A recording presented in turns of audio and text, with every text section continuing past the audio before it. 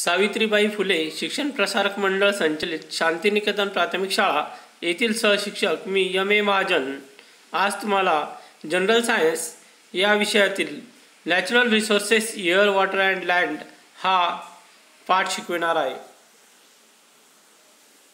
Natural resources air water and land म्हणजेच नैसर्गिक साधनस्रोत हवा पाणी जमीन. या पाठामधील महत्त्वाचे घटक आपण शिकणार आहोत. स्पेअर्स ऑफ द अर्थ पृथ्वीचे आवरण, नॅचरल रिसोर्सेस नैसर्गिक साधनस्रोत, proportion of land and water जमीन व पाणी यांचे प्रमाण, 5 लेयर्स ऑफ ॲटमॉस्फिअर वातावरणाचे 5 थर, proportion of various gases in air वायूंचे हवेमधील प्रमाण, some uses of gases in air हवेतील वायूंचे उपयोग, एअर पोल्युशन वायू प्रदूषण आणि ओझोन लेअर हे घटक आपण शिकणार आहोत. Observe the picture alongside and answer the questions. बाजूचे चित्र बघा आणि विचारलेल्या प्रश्नांची उत्तरे द्या. Where do we see the birds. आपण या चित्रामध्ये बर्ड्स कुठे बघत आहोत तर ती स्कायमध्ये आहेत, म्हणजेच ती ॲटमॉस्फिअरमध्ये आहे. Where is the cow grazing. Cow कुठे चरत आहे, गाय कुठे चरत आहे. गाय ही जमिनीवर चरत आहे, मिडोमध्ये चरत आहे, म्हणजेच लिथोस्फिअरवर. Locate the trees and the road. तुम्ही झाडे आणि रस्ता कुठे आहे ते दाखवा. Where does the river come from. How does it flow. नदी कुठून वाहत आली आहे, from mountain and it is in zigzag manner. Where is the atmosphere. Aeroplane विमान कुठे आहे, एरोप्लेन कुठे आहे. The aeroplane is in the sky म्हणजे ॲटमॉस्फिअरमध्ये आहे. Where are the fish seen. मासे कुठे दिसत आहे, in water in hydrosphere. On what is the sailboat floating. Sailboat कशावर तरंगत आहे तर ती पाण्यावर तरंगत आहे, ती लिथोस्फिअरवर तरंगत आहे. आपण शिकणार आहोत घटक natural resources. You can see that some things in the picture are in water, some on land and some in the sky, that is in air. तुम्ही या चित्रामध्ये बघितलं असेल काही वस्तू या पाण्यामध्ये आहे, काही जमिनीवर आहे आणि काही आकाशामध्ये आहेत. Thus all things on the earth are associated with air, water and land. तर अशा प्रकारे पृथ्वीवरील सर्व वस्तू या हवा पाणी आणि जमीन यांच्याशी निगडित आहेत. Air water and land are called earth atmosphere. हवा पाणी आणि जमीन यांना आपण ॲटमॉस्फिअर असं म्हणतो. Hydrosphere and lithosphere respectively. तर जलावरण आणि वातावरण असे आपण त्याला म्हणतो. How more ever different living things occupy these 3 spheres of the earth. तर हे पृथ्वीचे 3 थर ॲटमॉस्फिअर, हायड्रोस्फिअर आणि लिथोस्फिअर. तर हे 3 थर यांनी आपली सजीवसृष्टी विभागलेली आहे. These living things and the parts of the lithosphere, hydrosphere, atmosphere which they occupy are together called biosphere. तर लिथोस्फिअर, हायड्रोस्फिअर आणि ॲटमॉस्फिअर यांना सर्वांना मिळून बायोस्फिअर म्हणतात. These spheres have extended on the earth naturally.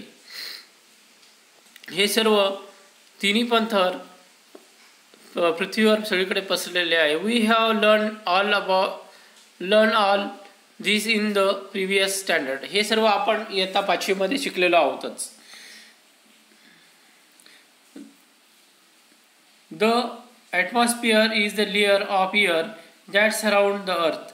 म्हणजे वातावरण हा एक असा आवरण आहे की ज्याच्यामुळे सगळ्या पृथ्वीच्या सभोवताली त्यांनी घेरलेला आहे.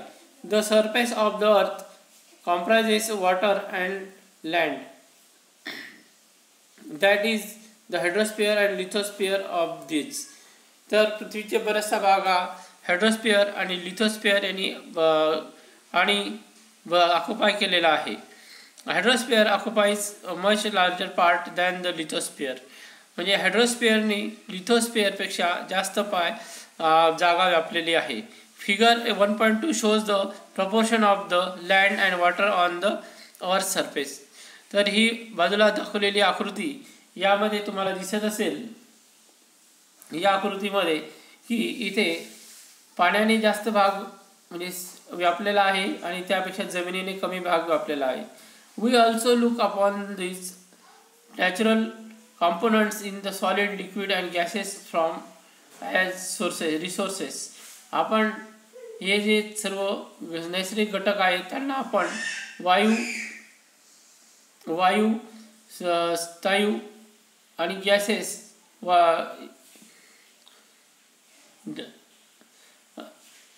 आणि गॅसेस या प्रमाणात आपण पाहिलेलं आहे. In the other words we use them to fulfil our requirement. Let us now study these three components in detail.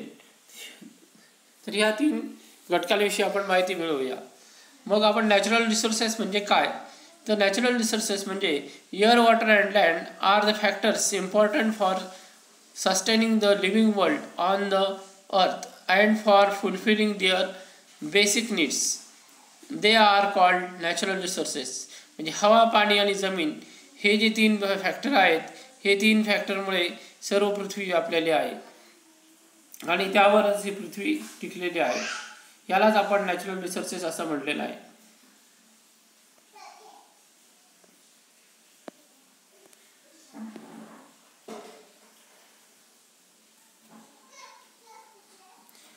आता आपण प्रश्न केलेला आहे, what are the 5 layers of the atmosphere.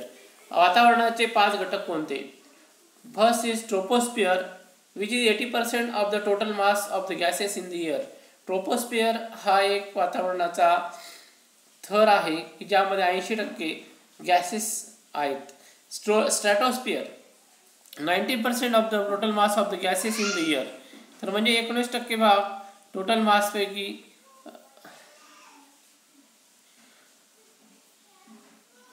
हवेतील टोटल 19% गॅसेस या थरामध्ये आहेत. या मग पुढचा थर आहे मेझोस्फिअर. या मेझोस्फिअर या थरामध्ये proportion of gases is less, म्हणजे यामध्ये वायूचे प्रमाण कमी आहे.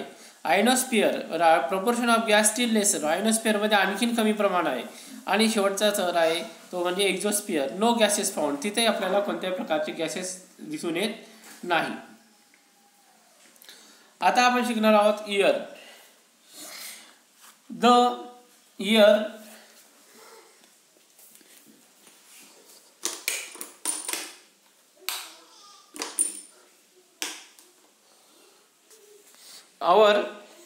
in the atmosphere around the earth contains nitrogen, oxygen, carbon dioxide, 6 inert gases, nitrogen dioxide, sulfur dioxide, water vapour and dust particle. तर हवेमध्ये एवढे घटक आहेत, nitrogen, oxygen, carbon dioxide, 6 inert gases आणि नायट्रोजन डायऑक्साईड, सल्फर डायऑक्साईड आणि water vapour आणि dust particles यांचा समावेश होतो. The troposphere contains about 80% of total mass of the gases in the air while this proportion is about 19% in stratosphere. 80% ट्रोपोस्फिअरमध्ये gases आहे तर 19% स्ट्रॅटोस्फिअरमध्ये आहे. Further in the mesosphere and ionosphere the proportion of the mass of the gases goes on decreasing. तर आयनोस्फिअर आणि मेसोस्फिअरमध्ये वायूचं प्रमाण हे कमी कमी होत जातं. Gases are not found in the exosphere and of beyond. Exosphere नंतर आपल्याला त्यामध्ये कुठल्याही प्रकारची वायू दिसून येत नाही. You can see that air is a mixture of several gases and is the chief constituent of the earth atmosphere. तुम्हाला कळालं असेल की हवेमध्ये विविध प्रकारचे वायू आहेत आणि त्यांचं प्रमाण वेगवेगळ्या प्रकारचं आहे. Beside this gases air also contain water vapour, dust particles.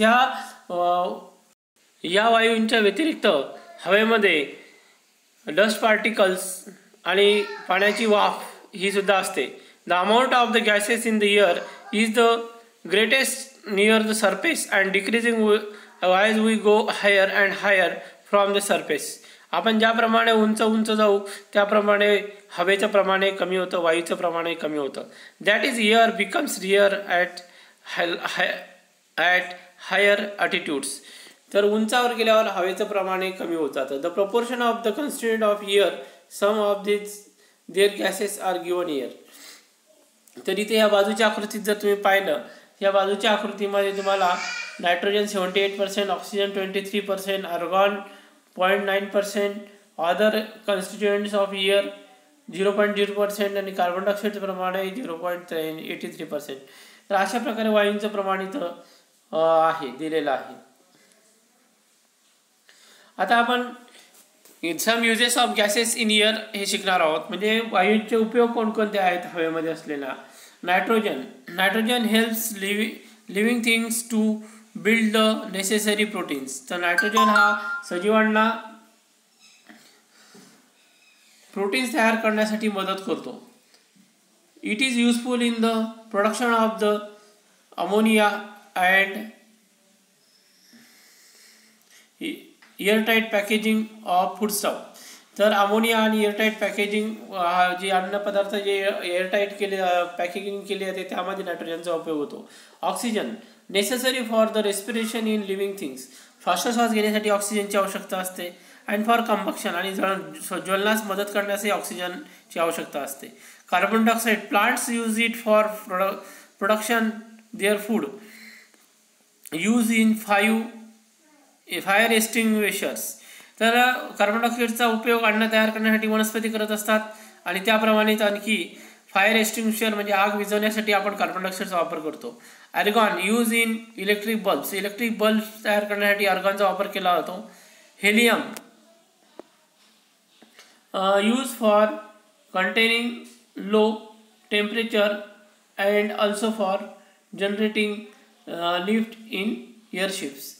तर हिलियमचा वापर हा कमी तापमानासाठी आणि एअरशिप्समध्ये वापरला जातो. त्यानंतर आहे neon use in decorative lights and for street light. Decorative light आणि स्ट्रीट लाईटसाठी निऑनचा वापर केला जातो. Krypton use in fluorescent tubes. Fluorescent ट्यूब्समध्ये क्रिप्टॉनचा वापर केला जातो. झेनॉन यूज इन फ्लॅश फोटोग्राफीमध्ये झेनॉनचा वापर केला जातो. Always remember the living world on the earth is sustained due to the balance between various gases and other constituents of air. तर हे जे जग आहे याच्यामध्ये विविध प्रकारचे वायू आणि एअर हवा यांच्यामुळे भरलेला आहे. The atmosphere is a very important filter. Atmosphere वातावरण हे सर्वात मोठी एक फिल्टर आहे. It allows the light and heat of the sun to reach the earth. म्हणजे सूर्यापासून येणारी उष्णता आणि प्रकाश हा या वातावरणामधून पृथ्वीपर्यंत पोहोचत असतो. Which is necessary for life. ते की जो आपल्या जीवनासाठी आवश्यक आहे. But it prevents the harmful elements from reaching the earth. म्हणजे तो पृथ्वीवर जे आपल्याला घातक किरणं आहेत ती किरणं आपल्यापर्यंत येऊ देत नाही. हे काम वातावरणाचं आहे, ॲटमॉस्फिअरचं आहे. It is in the atmosphere that fog, clouds, snow and rain are produce. तर वातावरणामुळे हे सर्व गोष्टी घडत असतात. धुके येणे, ढग येणे, बर्फ पडणे, पाऊस पडणे हे सगळं वातावरणामुळे घडत असतं. आता आपण शिकणार आहोत एअर पोल्युशन. एअर पोल्युशन म्हणजे वायू प्रदूषण. आता इथे प्रश्न दिलेला आहे. What is similarity in the 3 pictures below. खाली दिलेल्या 3 चित्रामध्ये काय तुम्हाला सारखेपणा दिसत आहे. तर पहिलं चित्र, दुसरं आणि तिसरं, तिन्ही चित्रामध्ये तुम्हाला धूर बाहेर पडताना दिसत आहे की ज्यामुळे एअर पोल्युशन होत आहे. All the above pictures show large scale emission. तर अगोदर वरील सर्व चित्र आपल्याला मोठ्या प्रमाणामध्ये इमिशन दाखवत आहे.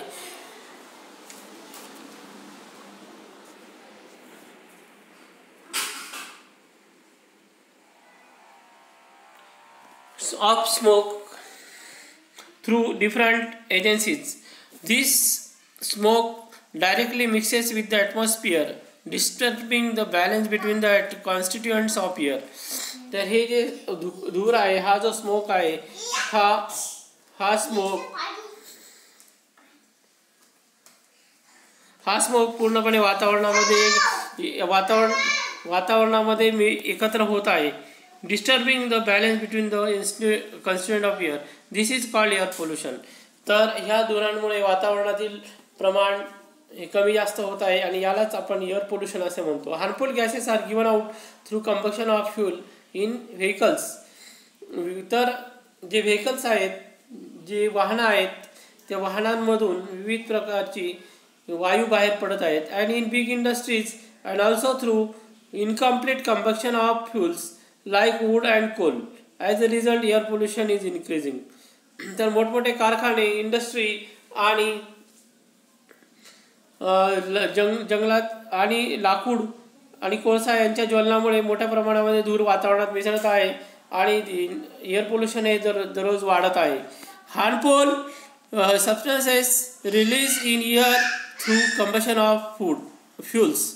विविध प्रकारचे फ्यूल्स आपण जाळल्यामुळे आपल्याला घातक असणारे पदार्थ आपल्या वातावरणामध्ये मिक्स होत आहे, एकत्र येत आहेत. उदाहरणार्थ nitrogen dioxide, carbon dioxide, carbon monoxide, sulphur dioxide आणि सूट.